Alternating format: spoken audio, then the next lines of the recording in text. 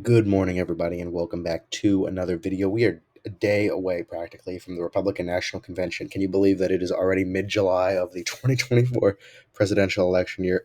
Wow, time flies really quickly. I mean, it only felt like yesterday that it was 2020, and COVID was going on, and it was Trump versus Biden the first time around, and here we are. And certainly, a lot has changed over the last 4 years. It really doesn't feel like 4 years, but it is. And going into an election year, I have unfortunately not been able to make many videos recently regarding the election because I was on vacation. But I want to make an election prediction between Donald Trump and Kamala Harris. Recently, there have been a lot of calls on the Democrat side of the aisle for Joe Biden to drop out. That was dominating the mainstream news cycle for about 2 weeks until uh, the most recent event happened where there was an assassination attempt made against former President Trump. He's set to deliver a speech tomorrow. I believe he's going to be picking his vice presidential nominee, or I guess today. It's very early in the morning of uh, July 15th. And that's all set to happen. However, I just wanted to make a little hypothetical election prediction between Vice President Harris, should she overtake Joe Biden as the nominee of the party, although I don't really know if that's going to happen at this point because of the fact that Joe Biden's removal from the ticket is no longer really in the news cycle, and he's already stated he was not going to do it.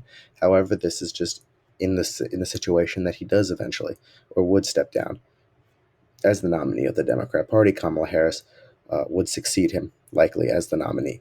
So this is an election prediction between her and Donald Trump right now. And Donald Trump, according to all of the pundits and according to the betting odds and everything that's been going on, is the ultimate favorite to win the presidential election. In the betting odds and Polymarket, he's at over a 70% chance of winning the election. There's a lot to happen, of course, in the next 3.5 months. And it doesn't mean that he can't lose the election. Certainly he can lose this election, but he is in the best position he's ever been following the assassination attempt. He's set to deliver a speech. I believe it's probably going to be one of the best speeches he's given in his entire political career. However, I'm not going to make a statement yet on it because he hasn't done it yet, but we will see what happens as he gives a speech and what happens at the convention. With that being said, let's get into our safe Trump states. Uh, Sorry, Montana's a safe Trump state. I just want to mention that as I make this election prediction, it is based off of the current state of the country, the current state of affairs in the United States. It's not based off of what I believe things will be in 3.5 months. It's based off of the fact that if the election were today, how do I think it would go? Anyway, with that being said, let's now do our safe Trump states. So this is Nebraska's third district and everything except for the second in Nebraska. In this election prediction, especially against Kamala Harris, I'm going to be giving Donald Trump the state of Iowa, Ohio, and Maine 2nd Congressional District in the safe category. Iowa and Ohio have especially become much more solidly conservative, as well as Maine 2nd Congressional District post Obama in the Trump years. You know, he beat Hillary Clinton by very high single digits in all of those areas of the country, as well as Joe Biden. And I think that this time around, especially against Kamala Harris, especially given that President Trump is in the best position he's ever been in, he will expand on those leads. And he's already set to do that. And if he picks J.D. Vance, which is what things are looking like is going to happen, he certainly could still pick Marco Rubio. But if he does pick J.D. Vance, that's only going to increase his odds of performing better in areas like Ohio, especially since J.D. Vance is the senator from Ohio. With that being said, let's do our safe Harris states. California, the biggest prize in the nation. The state of Oregon. State of Washington will be a safe Kamala Harris state. I'm going to try and be as reasonable as possible when I make this prediction. With regard to some margins, states like New Jersey and New York this time around are going to fall into the likely margin. I did not mean to characterize New Hampshire yet.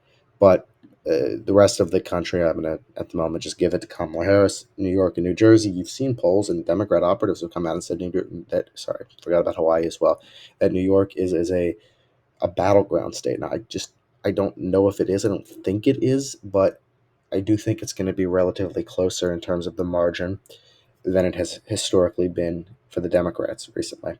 But I still think it will go in favor of the Democrats, just not by as large of a margin as we've seen. 20 plus points is what we've seen probably this time around. High single digits possibly, or low double digits, the teens, the low teens. Anyway, here's for the likely Trump states. The state of Texas will be a likely Trump state. The state of Georgia is a likely Trump state, as well as North Carolina. We've seen a lot of polls out of North Carolina that have uh, shown Donald Trump performing incredibly well. He's leading in the aggregate by over 5 points in the polls.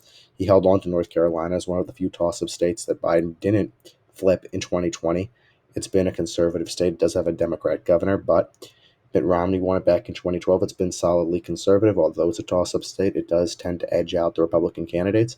And I think that Trump will win it again this time around, this time by a pretty substantial margin, by about 5 to 6 points in that likely column. That means that even in the likely assessments already, before we get into the lean and tilt assessments, Trump has already retained all of the states that he won back in 2020. This time around, instead of getting 232 electoral votes, he gets 235, a 3 electoral count increase from the last time around. That is because of the reallocation of the electoral votes due to the census. They do that every decade. They'll do another one in 2030 and then reallocate it again for the 2032 election.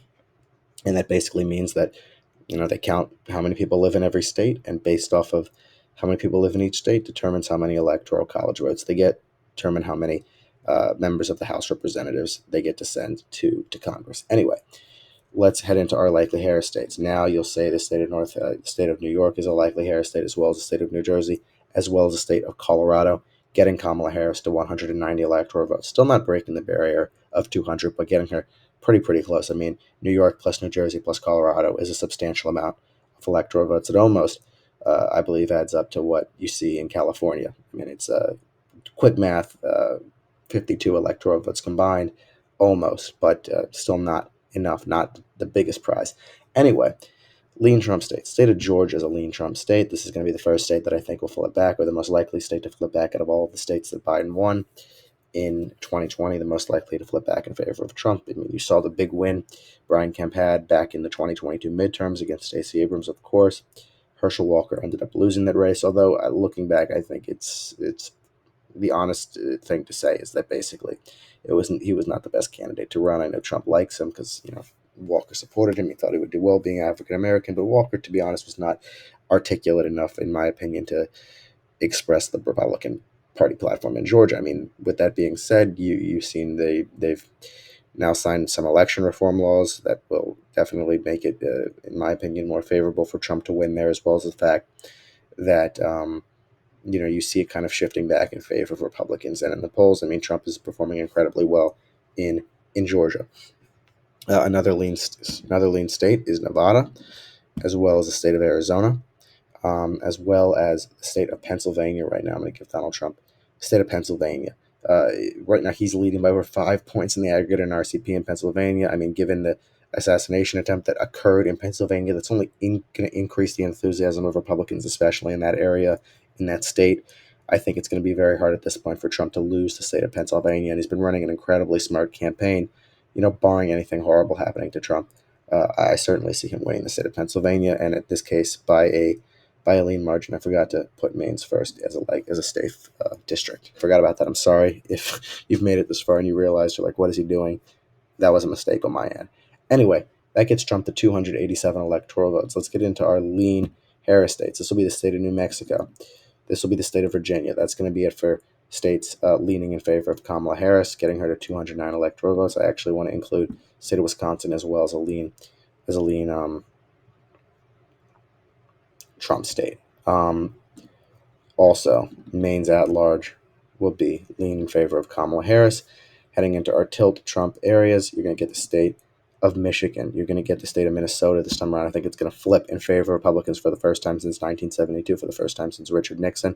I think it's going to go Republican, as well as Nebraska's 2nd Congressional District, especially against a candidate like Kamala Harris. I think it will end up edging out Donald Trump, as it did back in 2016 against Hillary Clinton. Kamala Harris, in my opinion, is even more unlikable or unfavorable, unpopular than Hillary Clinton compared to where she was back in 2016, although I think she will tilt New Hampshire as Hillary did, won it by a fifth of a percent in 2016. Harris will do similar margins for New Hampshire, narrowly win the state this time around. However, at the end of the day, Donald Trump wins the presidency against Kamala Harris, getting around 323 electoral votes to Kamala Harris's 215. Donald Trump wins re-election, I guess, first non-consecutive term since Grover Cleveland, second person to do it in American history. With that being said, thanks for watching the video.